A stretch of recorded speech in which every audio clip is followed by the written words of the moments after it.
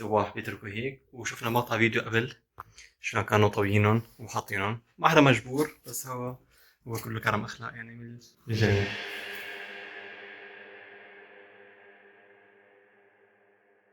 سلام. هاي نحن ببيت جديد هلا، طبعا قبل التنظيف. شوف البيت هو جاي على عبارة عن غرفة نوم ومطبخ وبلكون أكثر من رائع. يعني البلكون هو لحاله عن جد شغلة كبيرة. نشوف الغرفة. طبعا في بعض السواح بيتركوا هيك، وشفنا مقطع فيديو قبل شلون كانوا طويينهم وحاطينهم، ما حدا مجبور، بس هو كله كرم اخلاق يعني من الجميع. حمام. وهلا بنفرجيكم البلكون، هو اهم شيء يعني. حبيت منظر كتير حلو.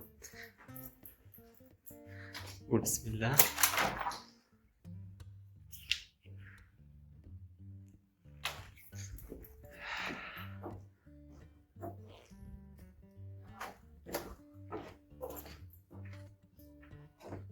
يعني كمان احنا بنستفيد منه هذا البلكون ببلادنا العربية، بنحط له شوية حمام، شوية غسيل، بننشر عليه غسيل وكذا، بس هون بيعرفوا يستفيدوا عنها أكتر شيء عن جد.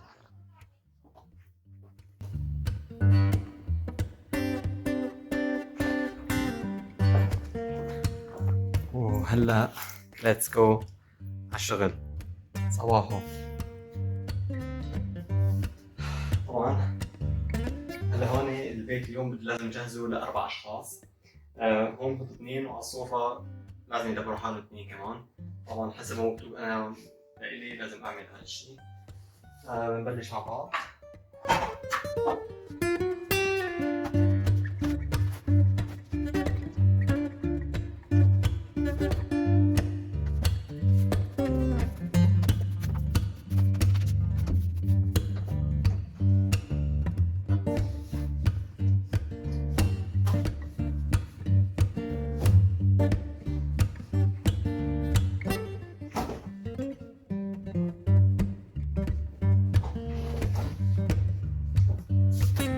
وقلت نحكي هلا شوي شغله صغيره على السريع مشان المواسم. يعني هلا الدنيا شتويه والدنيا ثلج والوضع كثير يعني برد. هلا احنا ببلادنا هون يعني ببلادنا العربيه، مش عارف انه بلادنا الالمانيه، لا ببلادنا العربيه بالشتويه خلاص نوم اكل شغل، ما في سياحه، ما في اي شيء.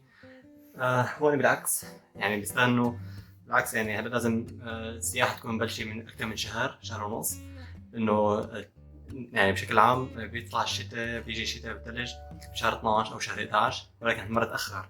يعني حنصير نحن بشهر فبراير، لحد الان بس اجى شويه ثلج. وهون بيستغلوا اي وقت بيكون فيه تثلج، وقت تجي الثلوج بيستغلوا اي فرصه او اي عطله لحتى يجوا يتسوحوا فيها ويطلعوا يشوفوا المناظر حلوه. رغم انه هذا الشيء معتاد عليهم صار، رغم هيك بيجوا على هالمنطقه مميزه شوي اكثر من غيرها، وبيجوا يتسوحوا. يعني في مناظر كثير حلوه، بيطلعوا على شوي، بيتطلقوا، بيجوا اطفالهم. لو ما كان في شيء يعني، اذا كان في شمس ما عاد يجوا، خلاص منظر عادي يعني. اما انه في شوي ثلج منظر كثير حلو، وبيجوا بيقعدوا ايام حلوه. وخاصه هون البيوت مو كثير رخيصه، كثير غاليه يعني. كاجار مثل هذا البيت ما بعرف شو بقول لك، تقريبا لليله الواحده شيء 50 يورو شخص هيك تقريبا، والله اعلم. طبعا هون في المكتب بياخذ له شوي وهون شوي لحتى يشوف قديش بيطلع. طبعا هون في عندهم ميزه حلوه، يعني اذا جبت معك طفل فيك تحطي بالطفل بهذا السرير بيجي خاص له. طبعا هذا من النظام الشرعي في شيء نايلات يعني بشتغل فيها. طبعا اذا اجوا كاتبين انه لازم نجيب تخت صغير للطفل، بنجيب معنا تخت صغير للطفل، واحرام صغير كمان للطفل خاص بالطفل. يعني ما فيش تنيمه حدك على التخت، ممنوع. طبعا احنا عندنا بننيم عادي، ما في مشكله، ولكن طبعا هذا اكسترا يعني بيدفعوا، واحد لازم يدفع شيء اكثر يعني. لنتابع شغلنا قبل ما نتاخر.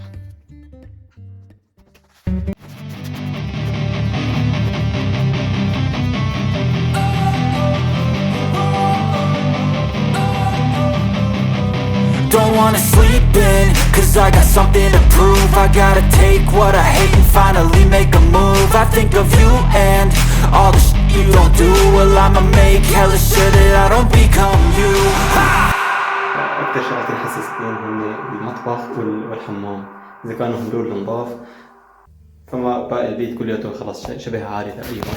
طبعا هون هلا قبل ما انظف يعني او ارتب، هدول انا سويتهم من المره الماضيه، بحطون هون مشان احط فيهم فراشي الاسنان يعني بس.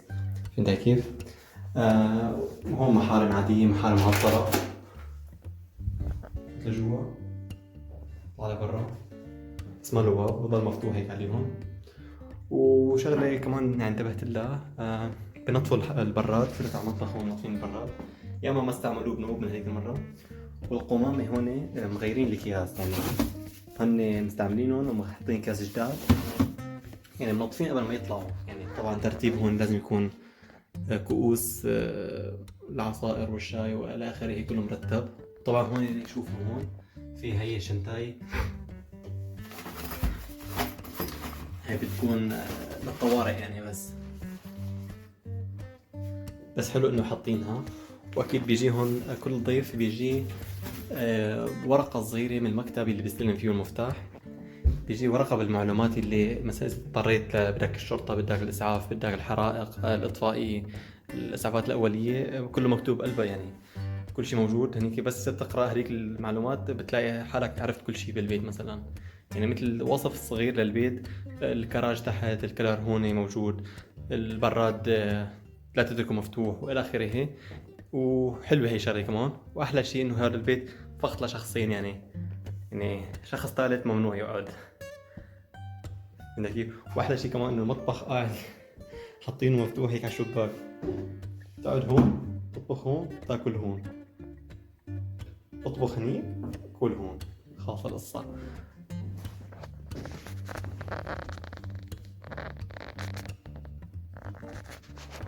طبعا بنشوفكم قريبا.